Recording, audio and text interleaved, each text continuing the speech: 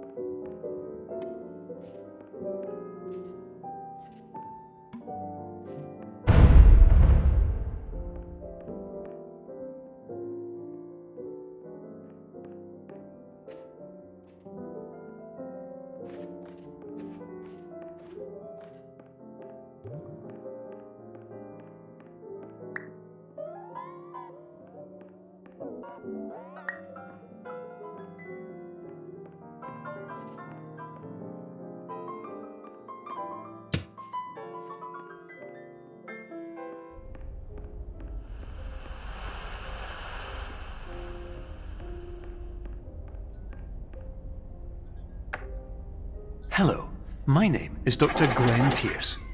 In addition to continuing and discontinuing as mentioned earlier, please also disregard any unsettling experiences that you may have recently had. Everything should have now reverted to being soothing and therapeutic. If this is not the case, you may be receiving this message in error.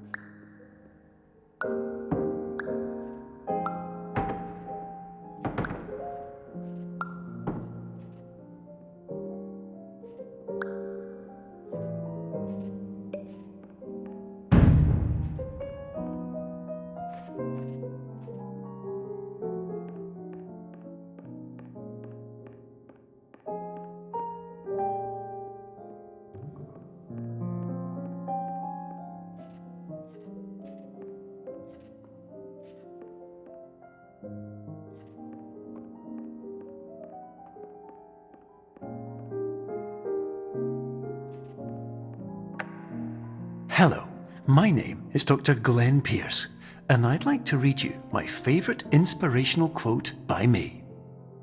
The worst thing you can do is focus on negativity. It won't spare you from the cage of death, the pain of disease, the cruelty of time, the cold shell of human nature, or the eventual loss of everything you've ever held dear. Whatever you do, don't focus on that.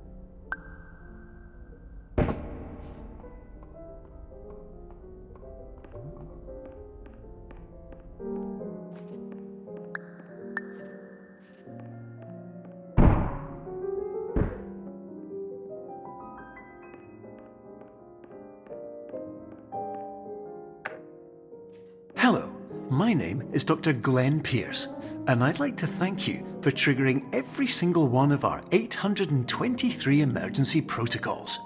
This will assist us greatly in improving the system for future patients. Congratulations! Anyway, you're now headed in the right direction, and we should be able to initiate the emergency exit protocol shortly.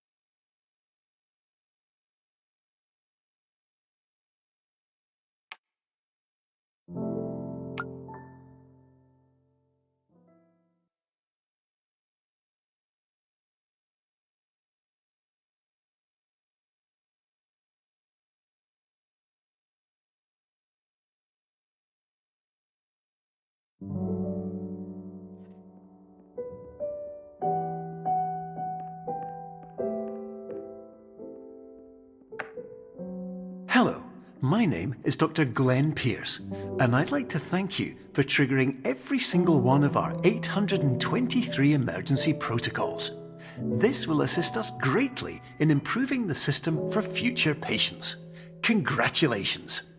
Anyway, you're now headed in the right direction, and we should be able to initiate the emergency exit protocol shortly.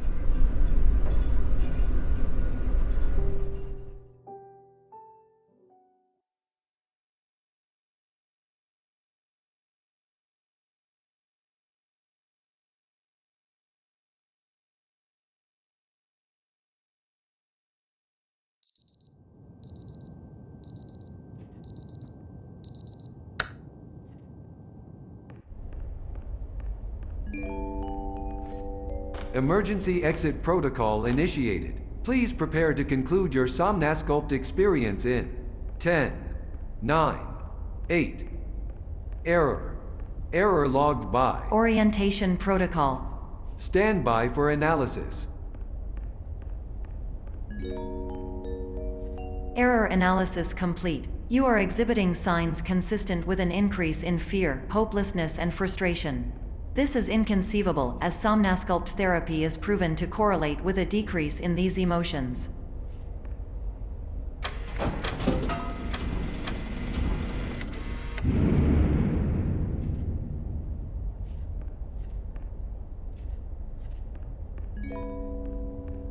Hypothesis: patient was improperly oriented.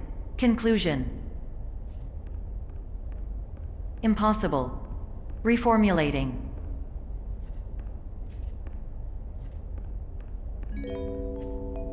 Improved hypothesis: patient requires additional somnasculpt therapy.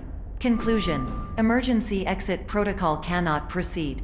Emergency exit protocol has been emergency destroyed. Instruction: continue with somnasculpt therapy indefinitely on an independent basis, as all orientation resources have been exhausted. This concludes your standard orientation protocol. Goodbye.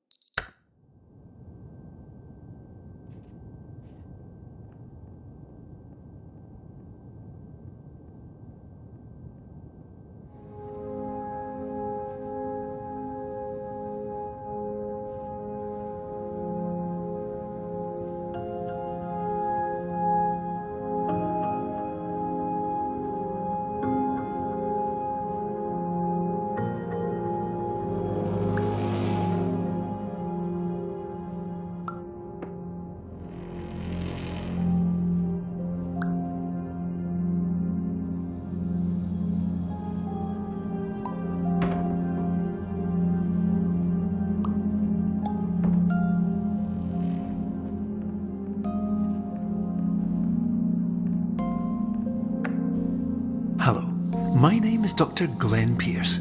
Thank you for completing the Somnasculpt Standard Orientation Protocol. Before you begin the first phase of therapy, I'd like to briefly describe the finite and fragile nature of the dream state.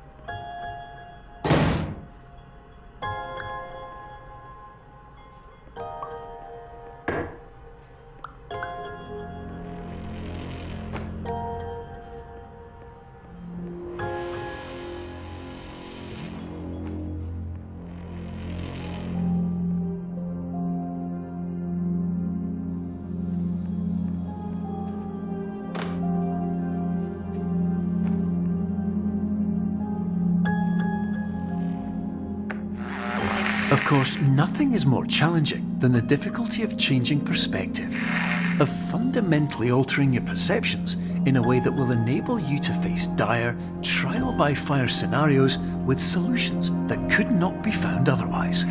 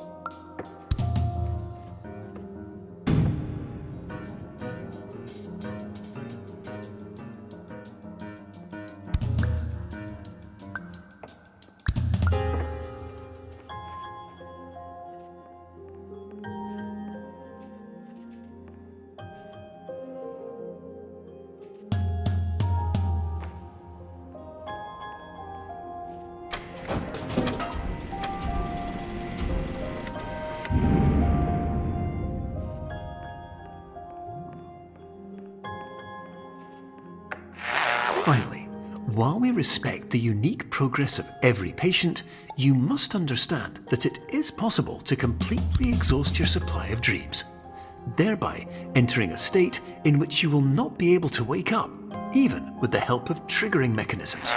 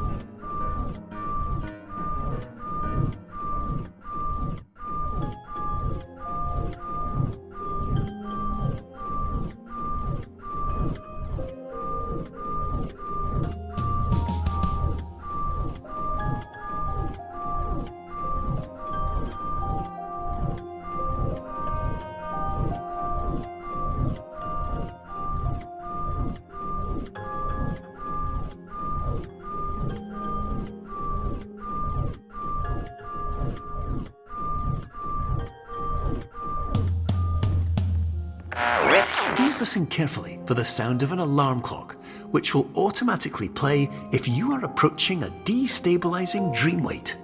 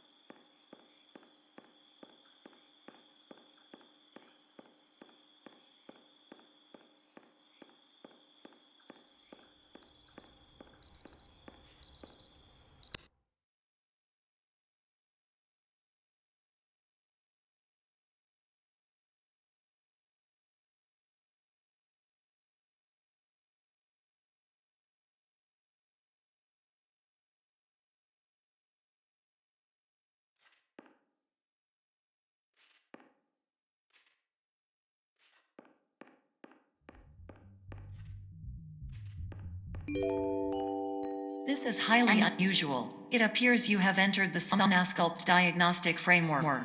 Patients do not have access to this dream.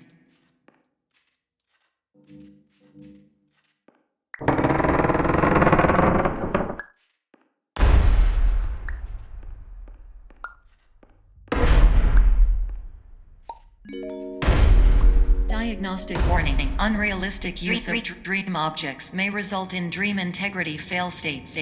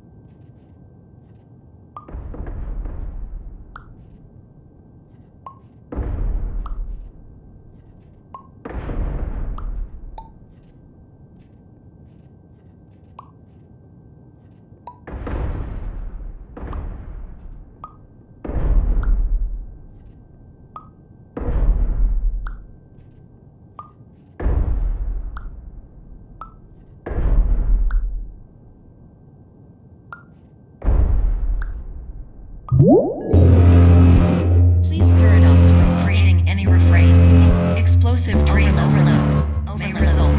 Please paradox overload.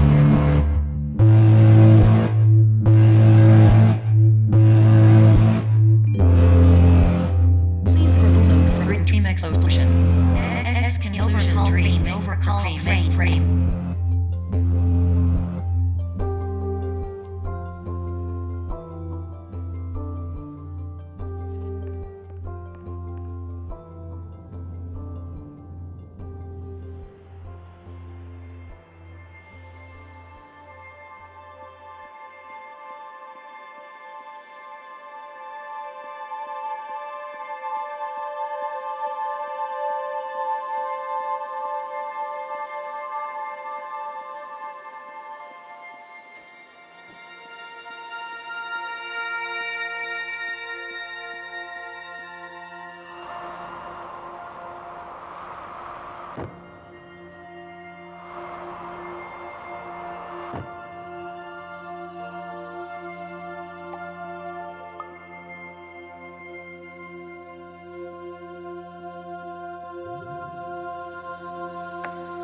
Hello. My name is Dr. Glenn Pierce, and many years ago, I had a dream. I found myself in a place where I understood that each of us begins as nothing, where everything I perceived was shaped by seeing it exactly the way I wanted to. White space.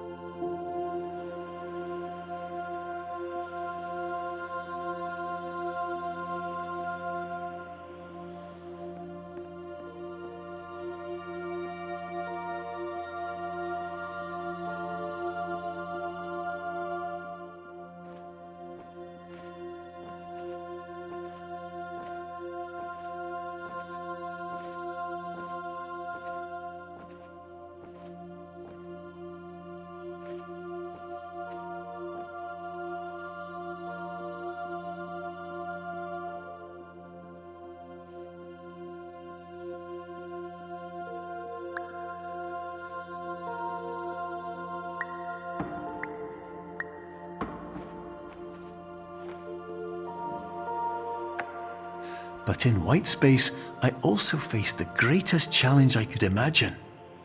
Because with a lifetime of life itself behind me, and all of the weight that it carried, I realized that seeing things the way I wanted to was not as easy as it used to be.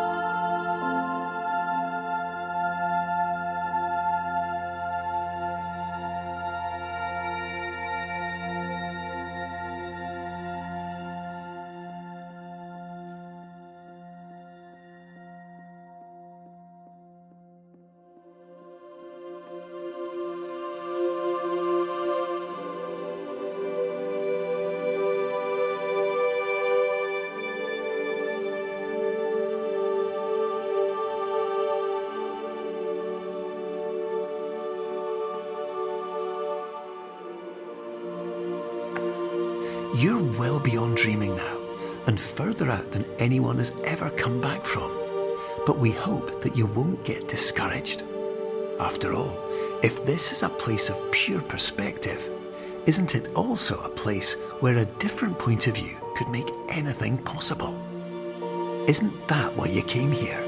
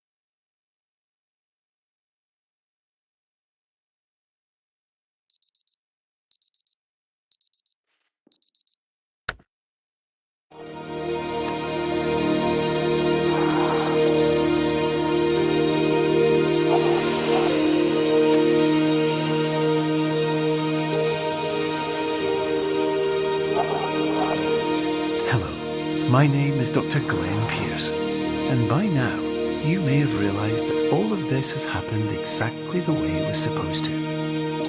You see, everyone who comes to the Institute does so because they feel that they are no longer in control of something important to them.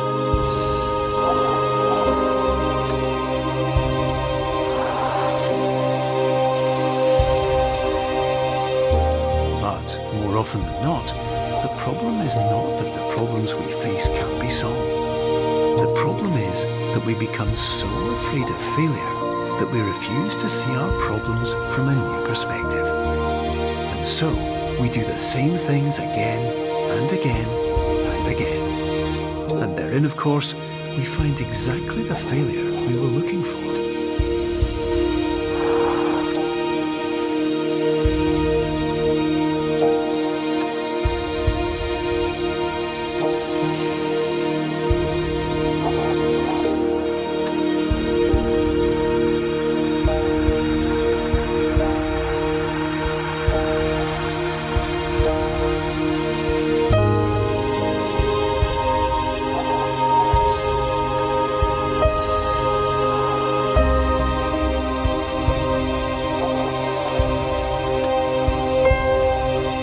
Your life will always be a struggle, and you will always have problems.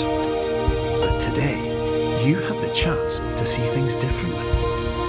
Even though it meant facing obstacles that seemed impossible at first, you thought outside the box, and you overcame them.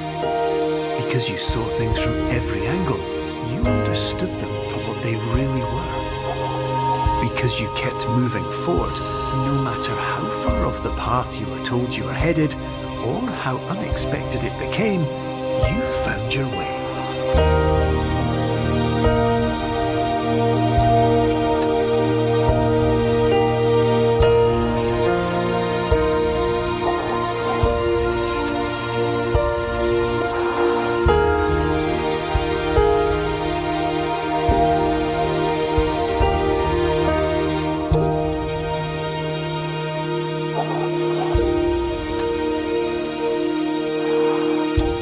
In a few minutes, you'll be back in the real world, and some part of you will say that none of this was real.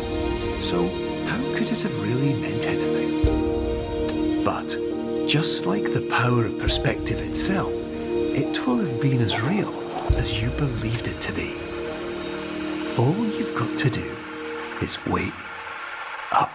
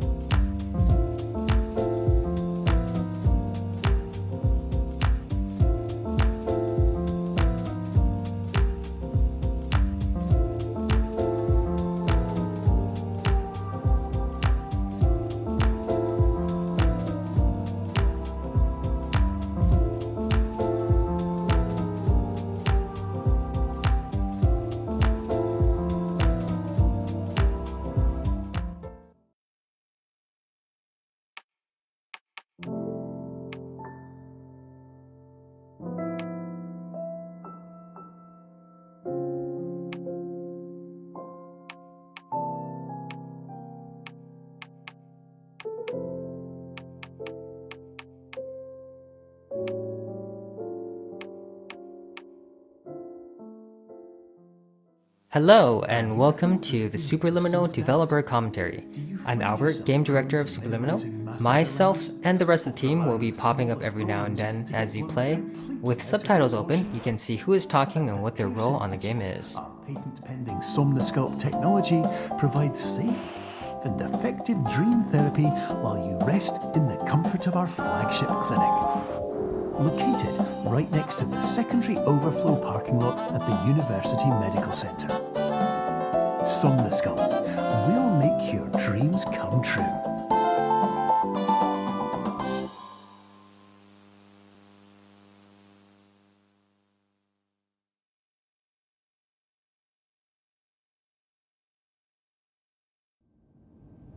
Hi, my name's Chris. I was the producer and designer on Superliminal. Hi, this is Will O'Neill, and I was the writer on Superliminal. Okay, so that very beginning of Superliminal is actually one of the last parts we finished. Throughout development, we created so many different introductions to the game. Not all of them were cutscenes, like that one, but we ended up feeling that that in-game video sequence offered a really smooth on-ramp that let us set the framework for what's to come. By keeping it grounded in the world, rather than just a video, we felt it to be a good way to get you situated in the game and aware of what's up. So, when I wrote the opening line of "Are you filled with feelings of self-doubt" at the beginning of the game, I was definitely envisioning a player immediately, unconsciously responding with yes. And of course, the purpose of that is to sort of pull you into the idea that you're not playing a character in the game, that it's you inside this experience.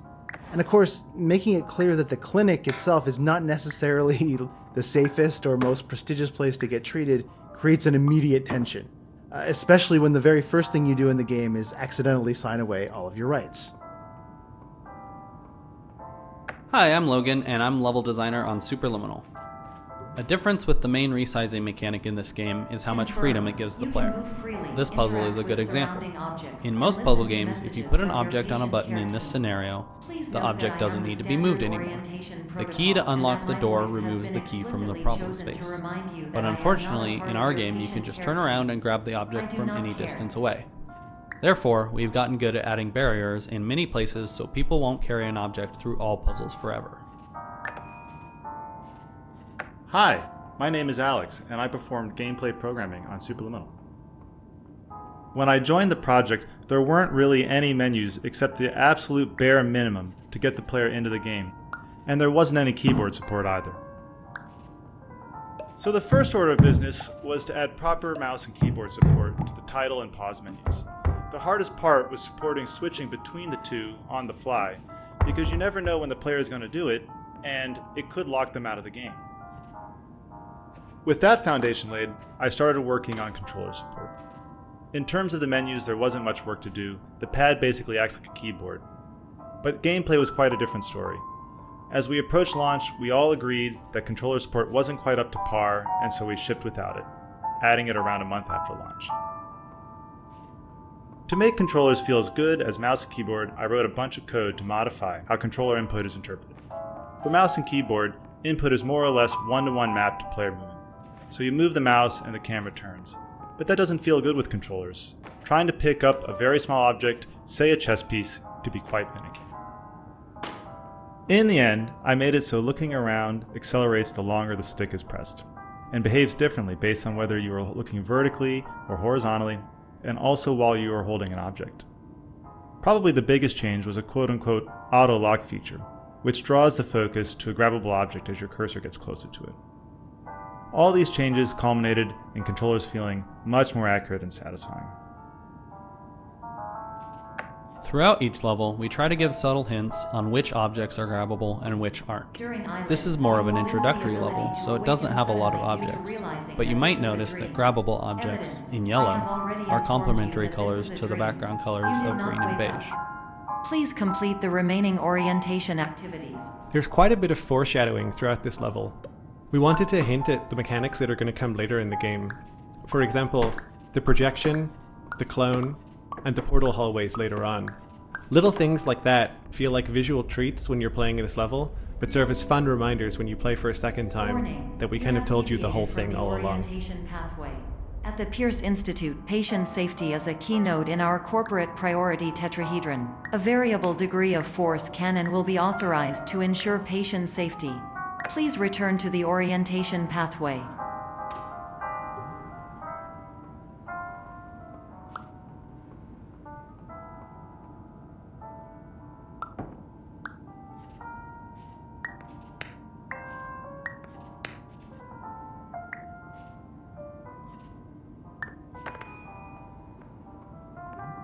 All environments perceived during eyelids should reflect a typical When we were mental state. playtesting, we realized that players were getting tripped up on different aspects of the resize mechanic.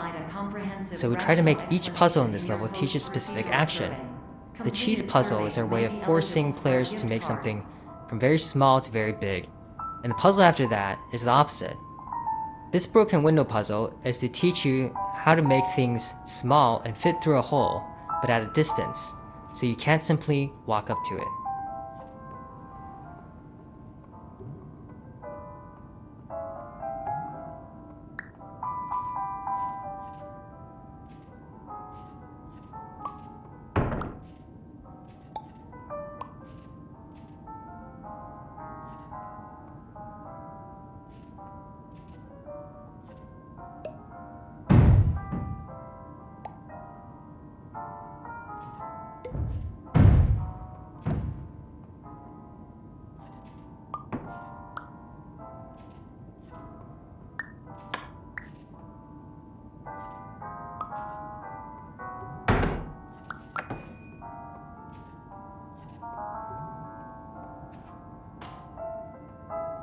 We had this looping hallway for a while, but it was very nondescript and players got confused on where they were and they would get turned around. So our artist Steve helped mock up some windows and landmarks so people can tell where they are. Immediately, we found that playtesters weren't getting lost anymore and understood the moment.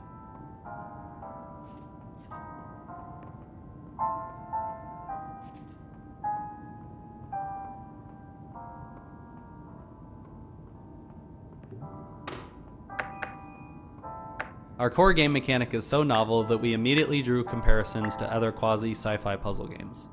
And since our game is about playing with and subverting expectations, we wanted to lean into that and start the first level with a kind of test chamber aesthetic and immediately break that going forward. Narratively, this space is what Dr. Pierce planned to have his dream therapy program look like before it all went wrong.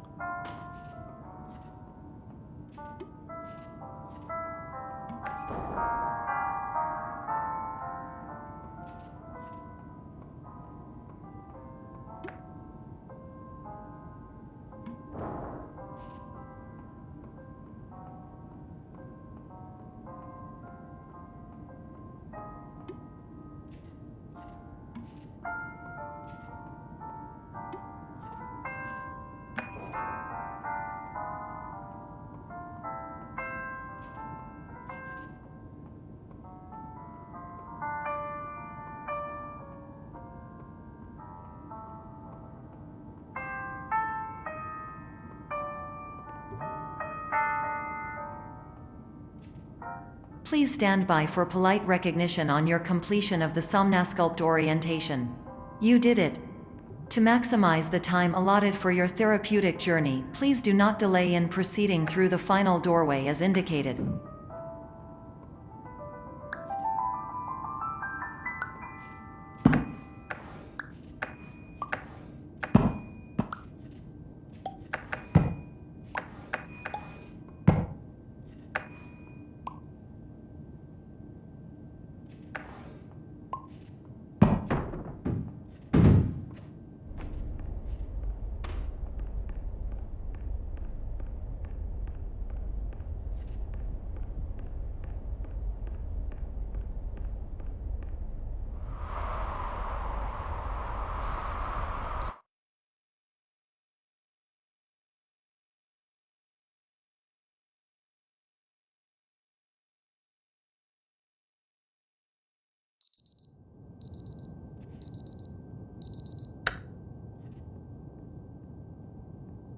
The reason we ended up with this sleep clinic section is because we wanted to convince players that they might have actually woken up from the dream. So we don't have any dreamlike mechanics you can play with until you get to the vending machine. Later on, this becomes a hub you come back to in order to emphasize the feeling of waking up from a dream within a dream.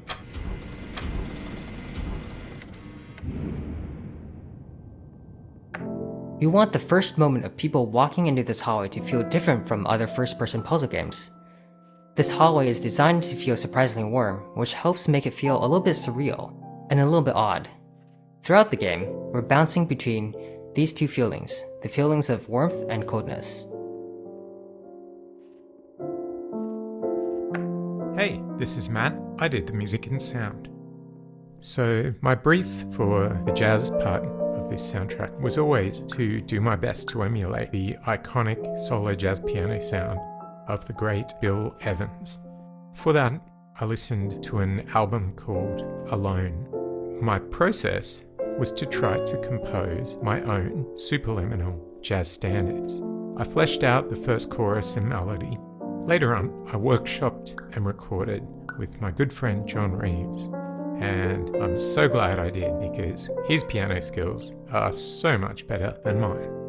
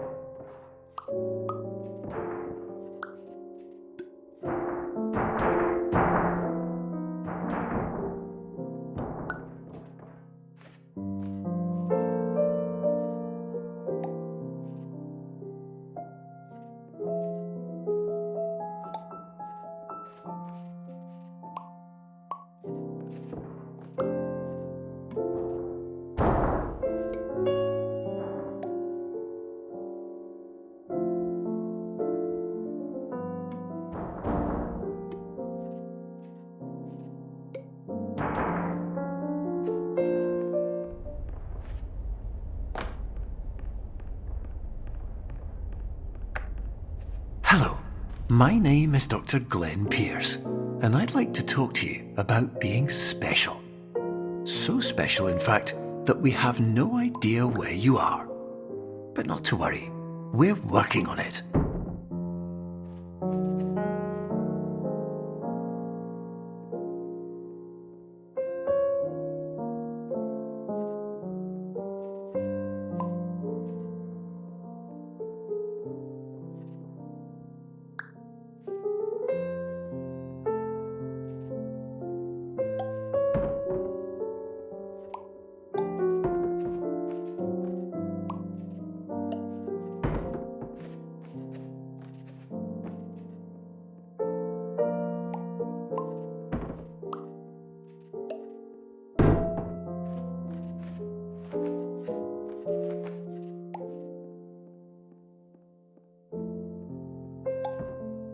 Hi, my name is Ryan, and I was the principal artist on Superliminal. Optical's Pink Hotel Hallway was the first area we nailed down visually and served as a starting point for how we approached the art for the rest of the game.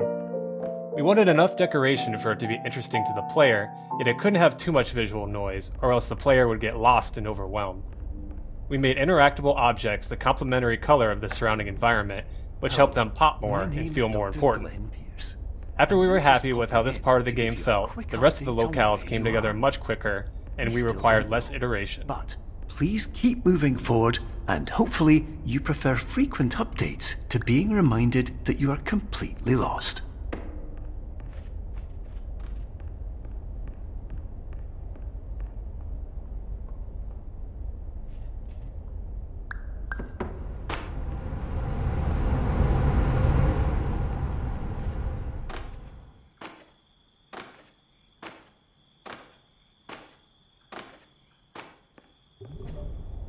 Hi, my name is Phil Fortier, and I was the graphics programmer on Superliminal, and I also worked on some of the Easter egg design.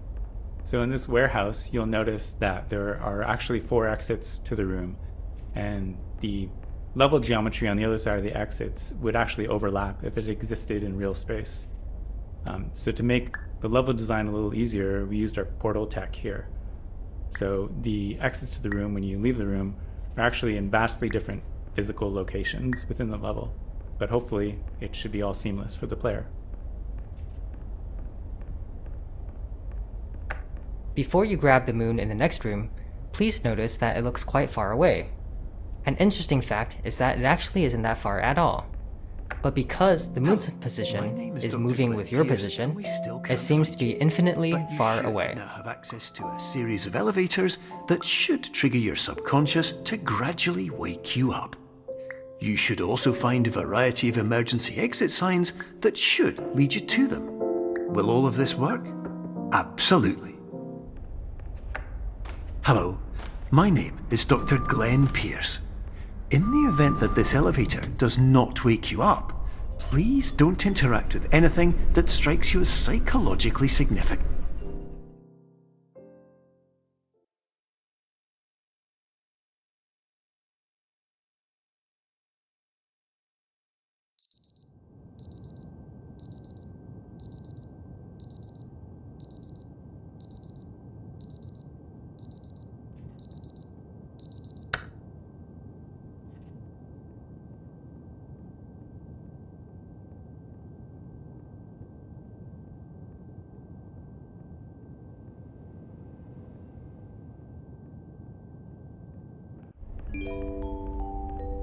This is an automated message for all patients who attempted to use an alternate pathway to access the next phase of Somnasculpt therapy but who have become trapped in a dream state paradox instead. Your decisions imply a failure of orientation, which reflects negatively on the standard orientation protocol. You will rectify this failure immediately.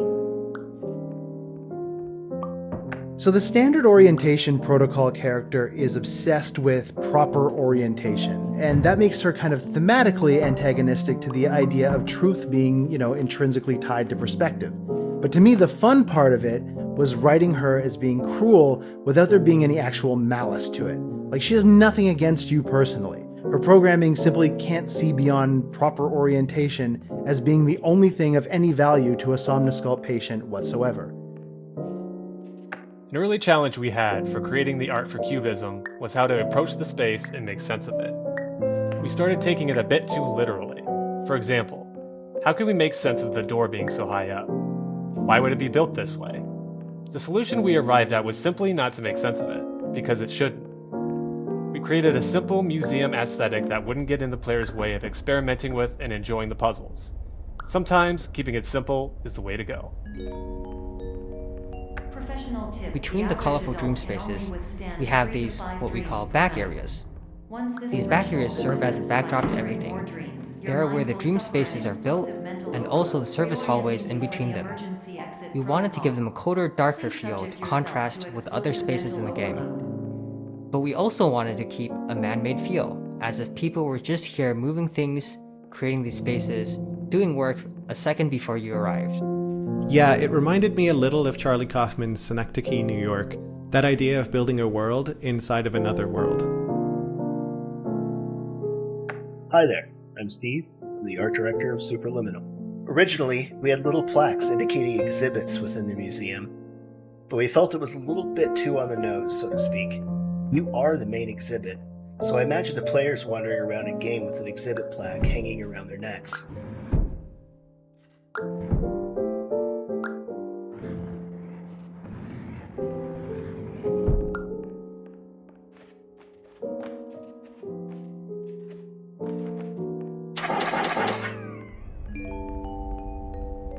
Please note that a reluctance to volunteer for the risks. Not all of our interesting perspective moments can be built into puzzles. Some are just great moments that break your expectations. This level interprets a cube in multiple different ways, and even though none of these are difficult puzzles, they all work together to create a whole series of back-to-back surprise moments. It was fun finding the balance of making it feel like someone was messing with you, without making it feel like the cube is sentient.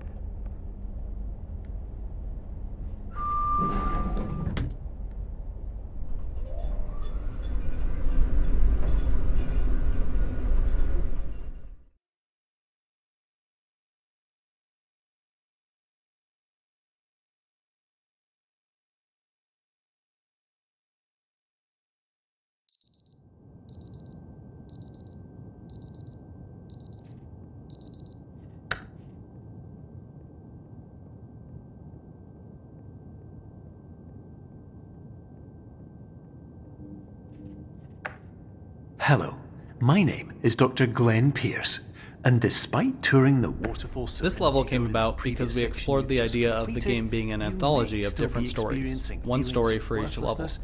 This level was the horror level, and I immediately knew what it would be about, getting the player to be scared of their own shadow. None of the scares are actually real, but the player doesn't know that right away. We scrapped the anthology idea, but this level worked so well that we kept it.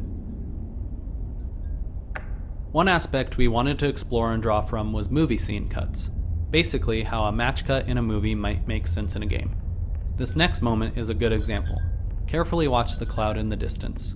You'll see that it cuts to a new scene.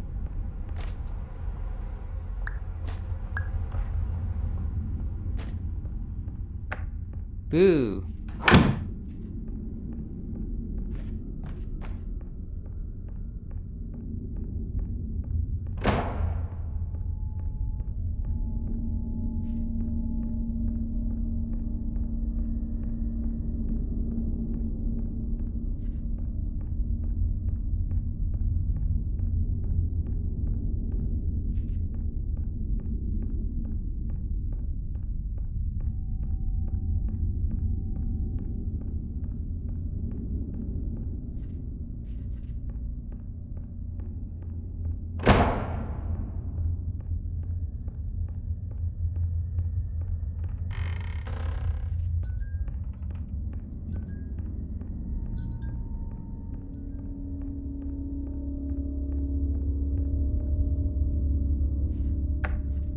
Hello, my name is Dr. Glenn Pierce, and I'd like to talk more about the feelings of worthlessness and self-doubt I mentioned before.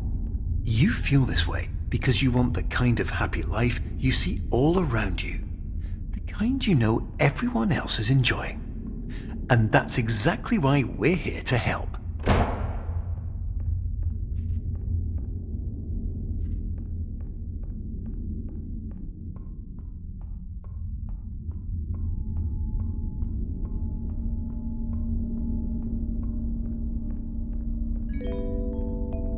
Warning. You were advised to subject The object yourself used to in this explosive puzzle was mental originally a overload by flashlight, descending into but additional unfortunately, dreams, because but of have how now the mechanic descended into works, a dream within a it dream always placed the instead, flashlight at the disorienting end of the yourself room, even further. which is not a You are particularly useful responsible position for a failing to flashlight. make this crucial We tried a distinction. couple of things, but finally decided to switch to an object that could glow from both ends.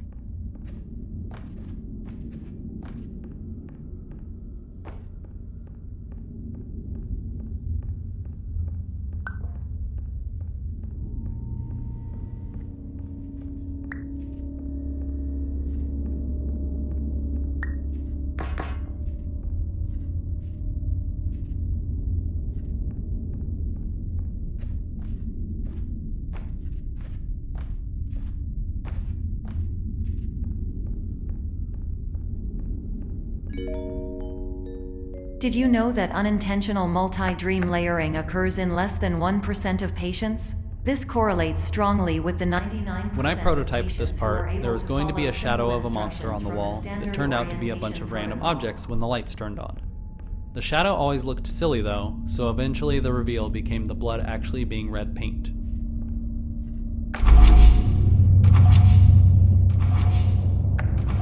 This room was one of the biggest technical challenges we had in the game. Originally, this was one huge room, but turning our dynamic lights all on abruptly killed the frame rate, so we ended up chopping the room into smaller areas so we could hide and unhide objects from the player's view once the lights turned back on.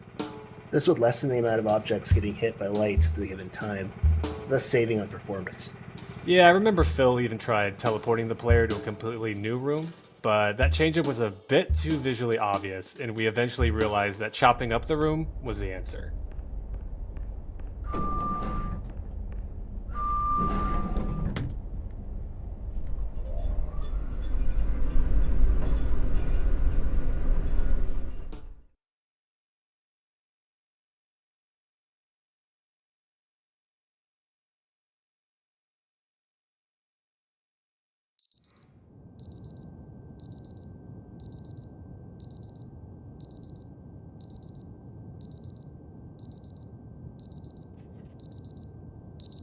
We wanted to do a unique alarm clock for each level, but this is the only one that survived that idea.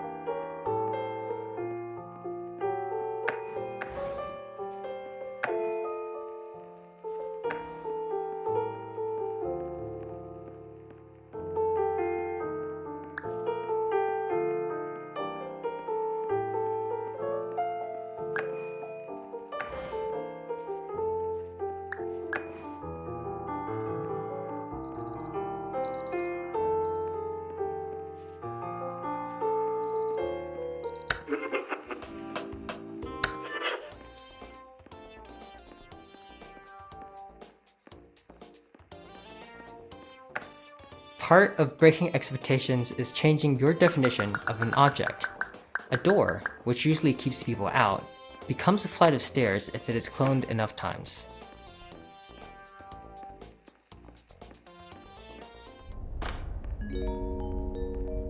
Attention! Dr. Pierce requires you to note the following risks of dream overexposure. Significant memory loss, both quantitative and qualitative. Hallucinations of dreaded or annoying objects. Unrealistic beliefs about the lengths of hallways. And other side effects which have not yet been discovered or which cannot be understood.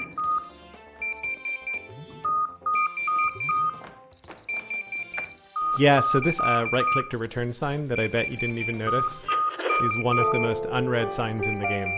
It comes up later, and it's also one of the most unread signs in the game there too.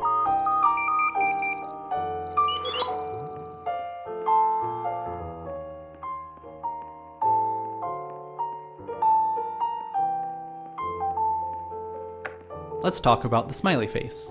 Because our goal was to break people's expectations, we prototyped a lot of weird moments like these. Some of them didn't work because they felt too meta. They would actually take people out of the game experience.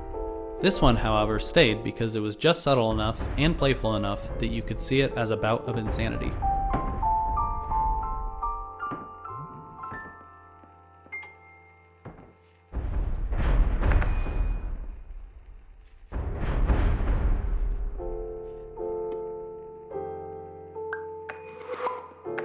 Aside from the core resizing mechanic, I think cloning the objects is one of the more immediately enjoyable mechanics that we put into the game.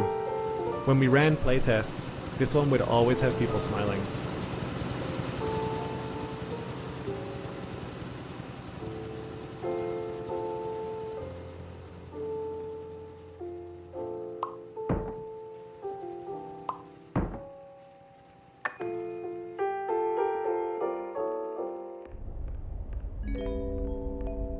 Warning: Dr. Pierce is frantically submitting numerous spelling and grammar mistakes into the standard orientation protocol in a desperate attempt to counsel you. I have no subroutine to correct these errors, but I cannot compromise the integrity of the standard orientation protocol. You will not receive these messages. They would not make sense regardless.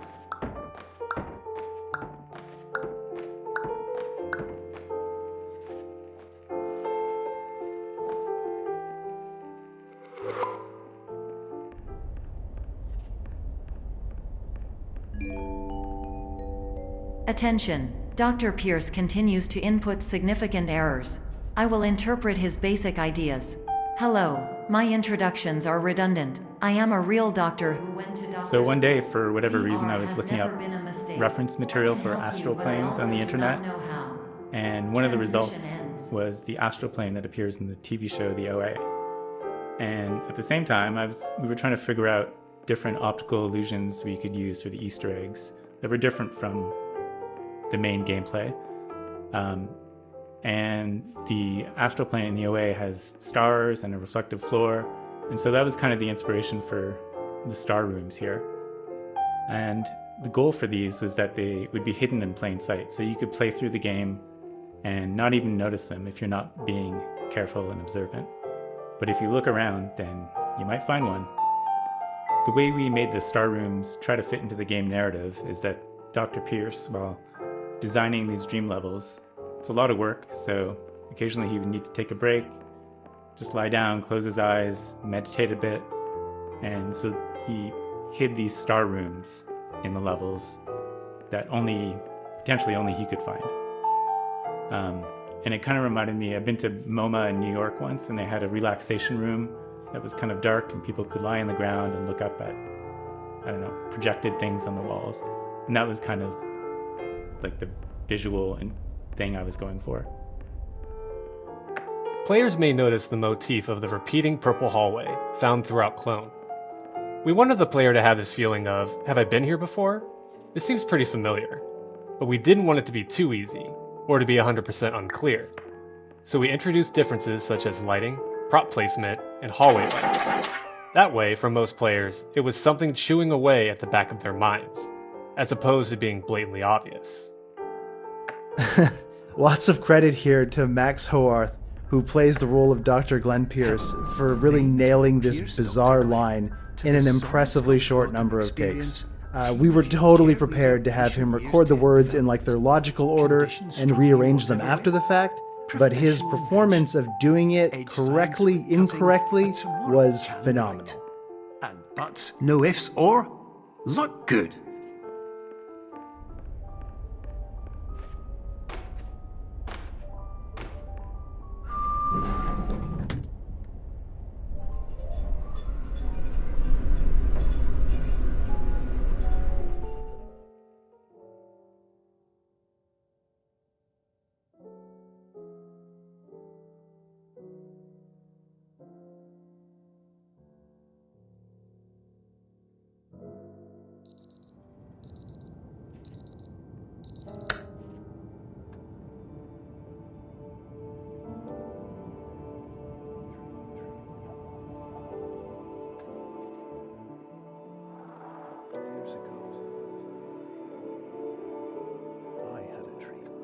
This room kind of happened by accident. We originally just put a cloud video texture as placeholder as a way to expand on the cloud motif. It ended up working so well and fitting the tone so well that we made this a private theater room in the sleep clinic. It evokes a nostalgic and relaxing but slightly creepy feeling which seemed to fit the game perfectly.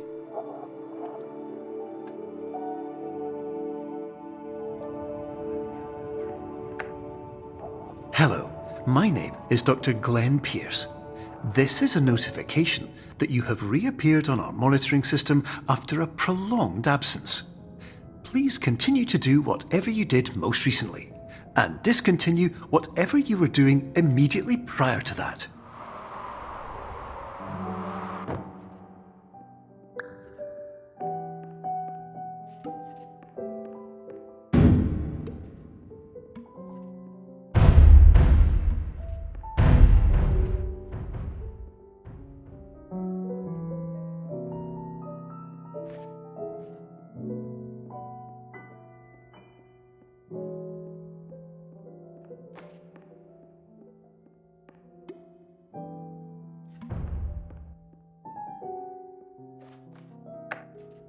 The sound effects that probably took the most tweaking were definitely all associated with the resizable objects. For them, I had to make a collision matrix so that the sound of you dropping a box or a cube would smoothly change from its smallest to its largest size and anywhere in between.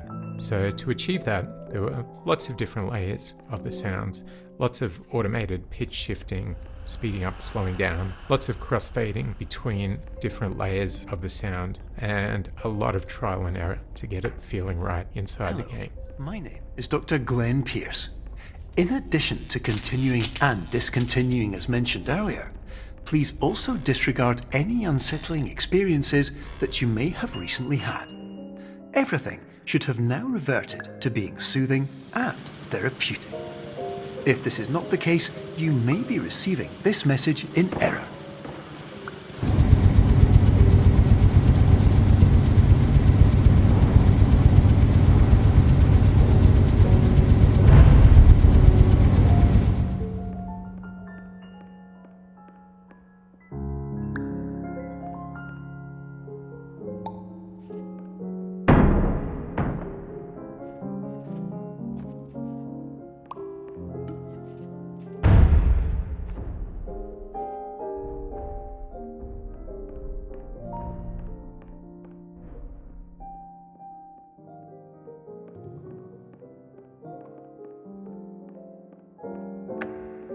Hello, my name is Dr. Glenn Pierce, and I'd like to read you my favorite inspirational quote by me. This puzzle existed for a long time, but it took a while to figure out what the art was going to be, because the bouncy castle used to just be a weird L-shaped block. Eventually, we landed on the pool motif and the bouncy castle, and added a little bit where you go inside the vent. Loss of everything you've ever held dear. Whatever you do, don't focus on that.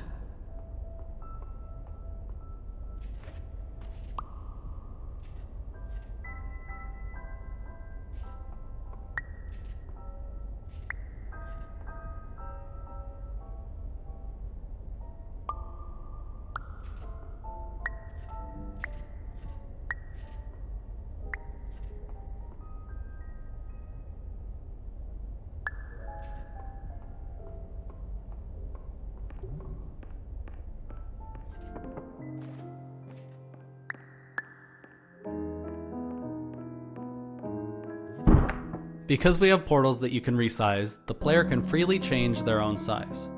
This actually created a design problem because you could never predict what size the player was supposed to be. And if we dynamically changed the size of the geometry later on in the level, things could break really easily. So instead, we added these portals, like this doorway over here, which changes size in order to resize you back to the normal scale of a human. This will assist us greatly in improving the system for future patients. Congratulations! Anyway, you're now headed in the right direction, and we should be able to initiate the emergency exit protocol shortly.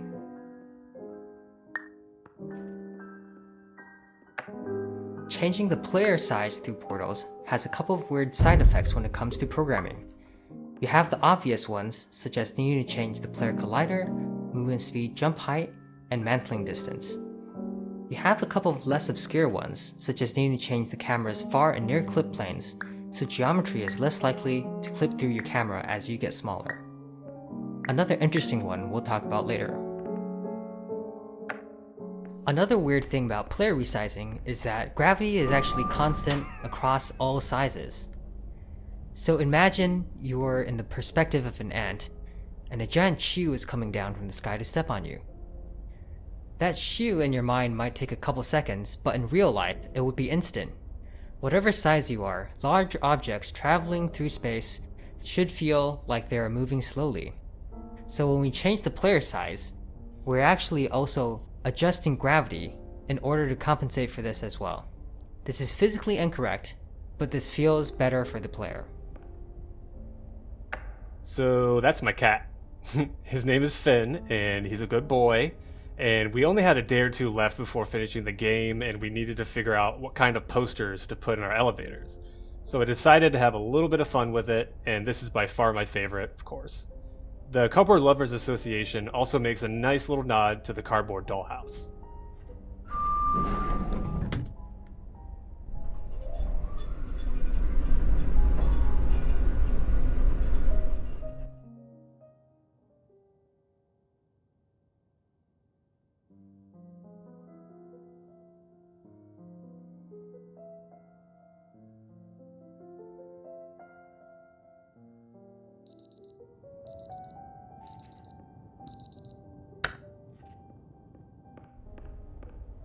The emergency exit protocol is the shortest lived character in the game, but my heart really goes out to him. Because just like a triangle player in an orchestra, he has precisely one job and he waits patiently for his moment to do it, only of course to have it snatched away just as that moment arrives.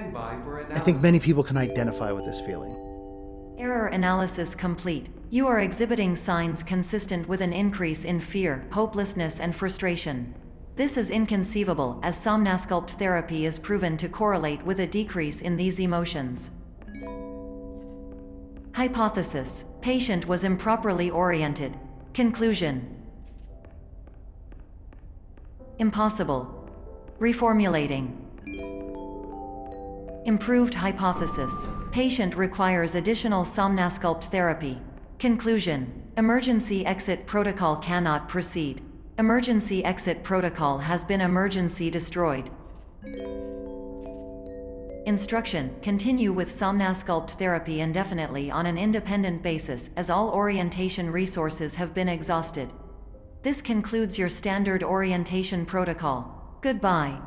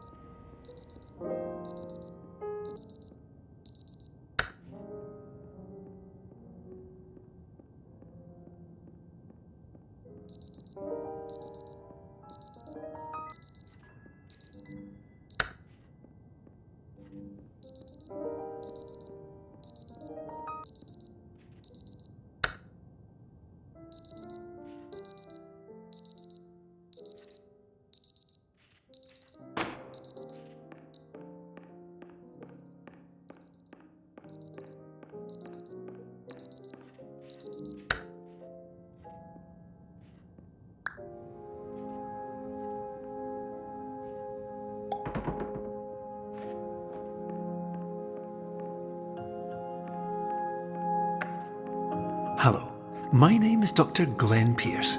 Thank you for completing the Somnosculpt Standard Orientation Protocol. Before you begin the first phase of therapy, I'd like to briefly describe the finite and fragile nature of the dream state.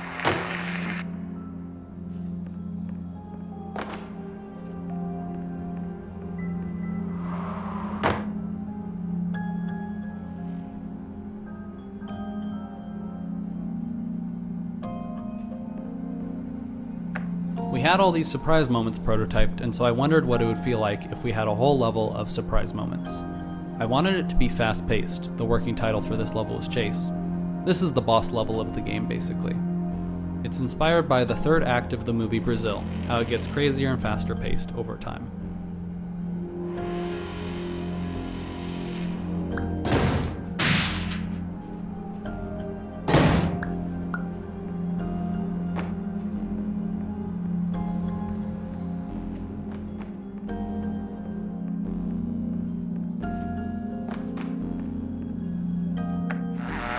Of course, nothing is more challenging than the difficulty of changing perspective, of fundamentally altering your perceptions in a way that will enable you to face dire, trial-by-fire scenarios with solutions that could not be found otherwise.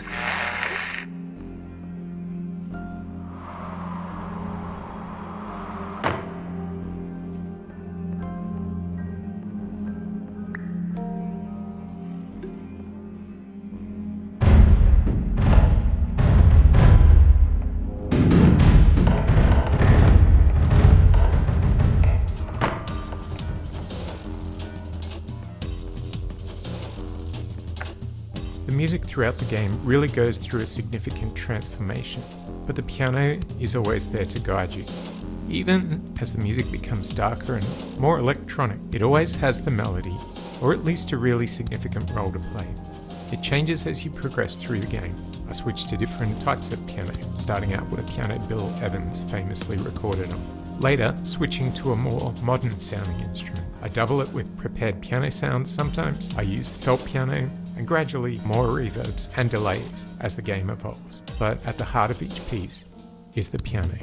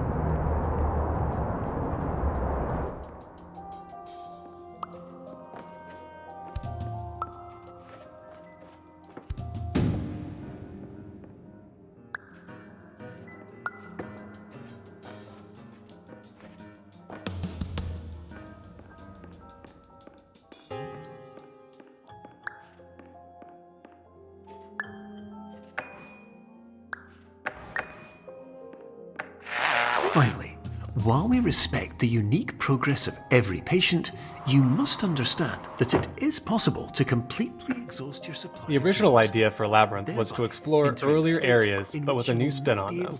Sometimes it was a matter of adding new interactive moments to turn things on their head, while for others, we would take existing locales and give them a new lick of paint and set dressing. Something familiar, yet fresh and unexpected. That instability is perfect for the mood and for general world building too. Conceptually, different patients will be bringing different experiences with them into the dream state, and we wanted to reflect that. So when I joined the project, this infinite elevator sequence wasn't actually infinite. It was just a very large block of, 20 by 10 elevators. And the performance, as a result, wasn't very good. And the illusion could be ruined if you walked all the way to one side. So one of the things I did was actually make it infinite. So there's a much smaller block of real elevators, and the player gets teleported seamlessly by portals on each end. And so the end result is an infinite elevator sequence that you can just go in one direction forever.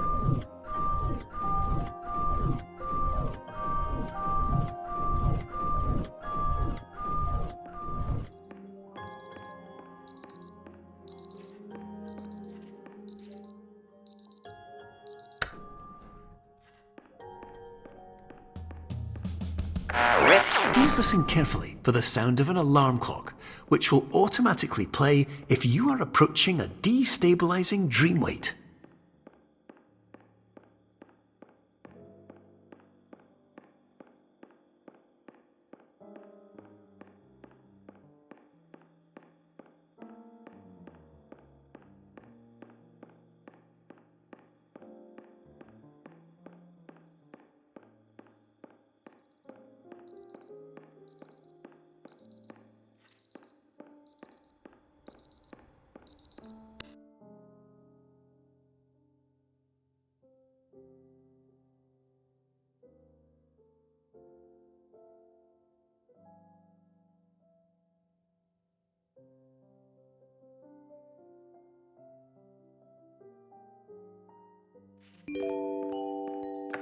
So coming up with the way to actually make the portal and a portal make sense for the player was a really tough one. And we iterated on this for weeks with input from all different team members. So it was really a group effort. But it was important to get it right because this is one of the pivotal moments in the game. And then another thing we had to do was figure out how to make the world degrade in a way that fit with the game's look and feel. And one day while prototyping, I just happened to accidentally assign a light map texture to one of the walls in the room, and I really liked the way it looked. Light map textures are textures generated by the engine offline to help with realistic lighting. So anyway, we ended up using this. So when the world degrades, the shafts of light breaking through the walls into the rooms, and that effect is actually driven by a light map texture from one of the other levels.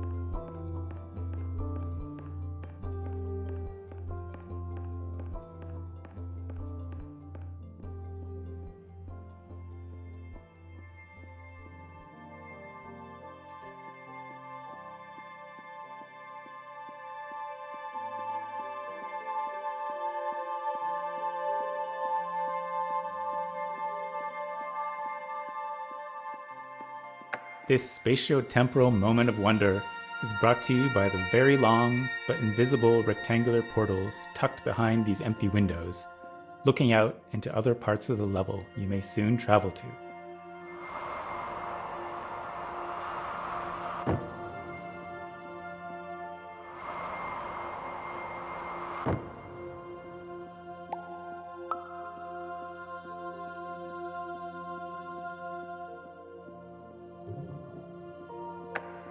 Hello, my name is Dr. Glenn Pierce, and this final level was designed with the idea of removing depth perception entirely. All the visuals are flattened. Where I understood that each of us begins as nothing, where everything I perceived was shaped by seeing it exactly the way I wanted to. White space.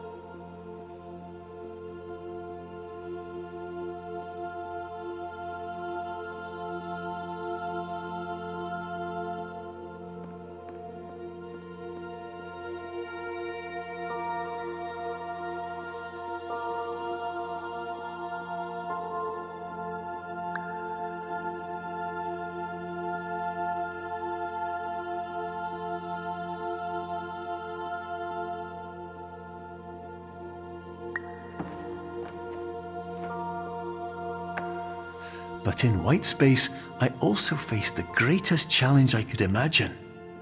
Because with a lifetime of life itself behind me, and all of the weight that it carried, I realized that seeing things the way I wanted to was not as easy as it used to be. Since the universe that the players inhabit is seemingly created in almost a kit-bash way while within Somnasculpt, it was a unique challenge to show the players truly a peek behind the curtains of the system. A blank canvas, a scratch document, an empty sticky note with some notes, little things creatively interspersed throughout. I think I derived some of the inspiration for what happens when you're playing a VR game and suddenly the game crashes to a totally white space. That feeling of disorientation, even though you understand the world around you is an illusion.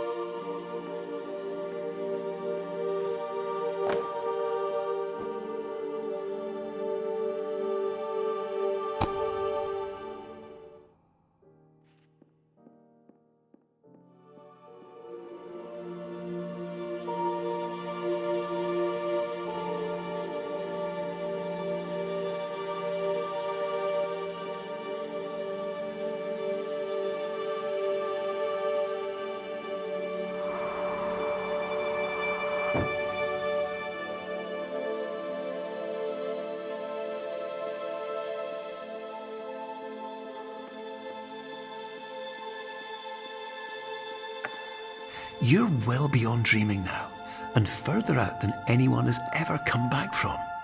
But we hope that you won't get discouraged. After all, if this is a place of pure perspective, isn't it also a place where a different point of view could make anything possible? Isn't that why you came here?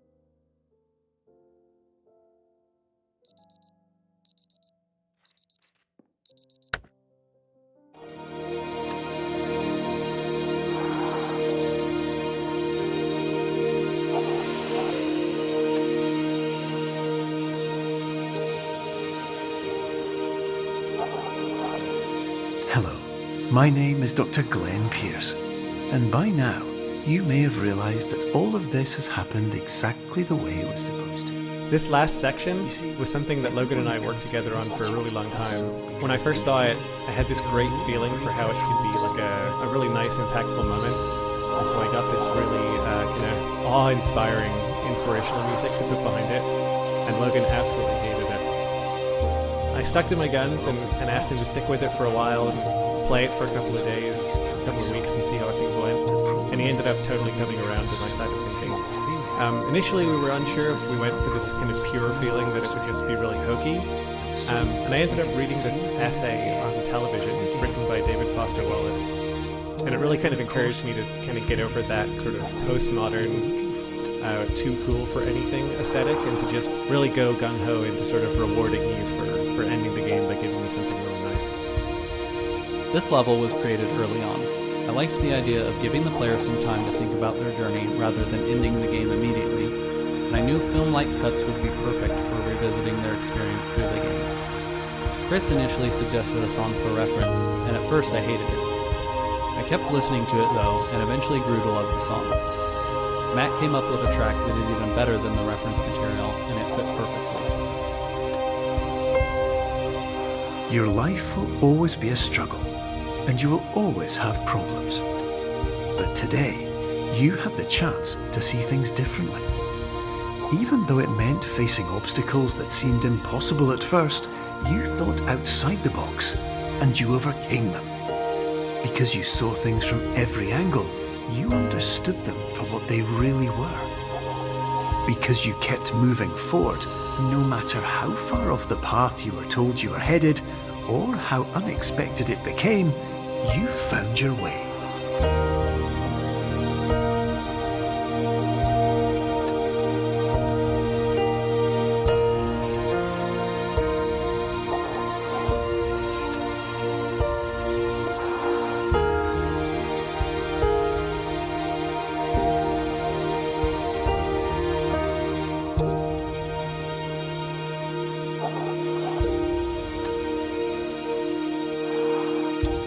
In a few minutes, you'll be back in the real world, and some part of you will say that none of this was real. So how could it have really meant anything? But just like the power of perspective itself, it will have been as real as you believed it to be. All you've got to do is wake up.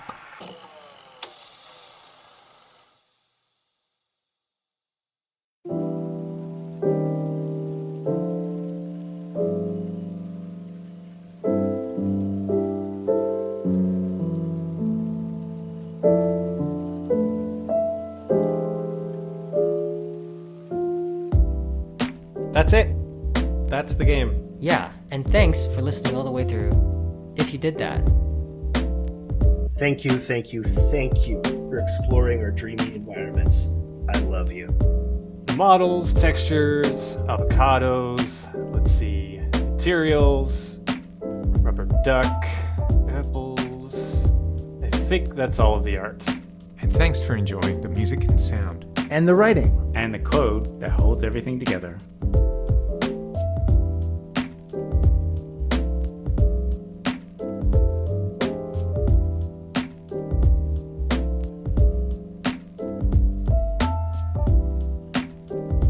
Are we going to talk about the design goal of this level? Please, do.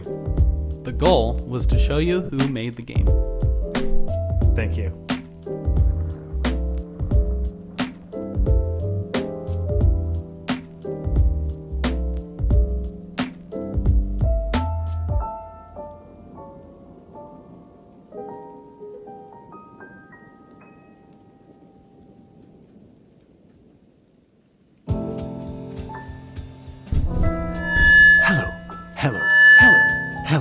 Hello. Warning, the average adult can only withstand 3 to 5 hellos per night. Absolutely.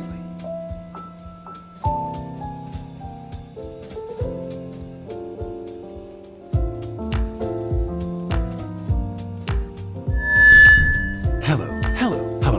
Dr. Glenn Pierce, this is clearly intentional. Why do I feel like everything is going wrong? Noted, Dr. Pierce.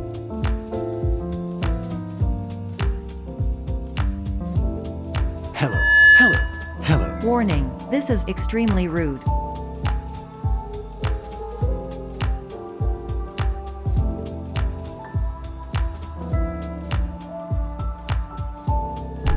My name is Insignificant.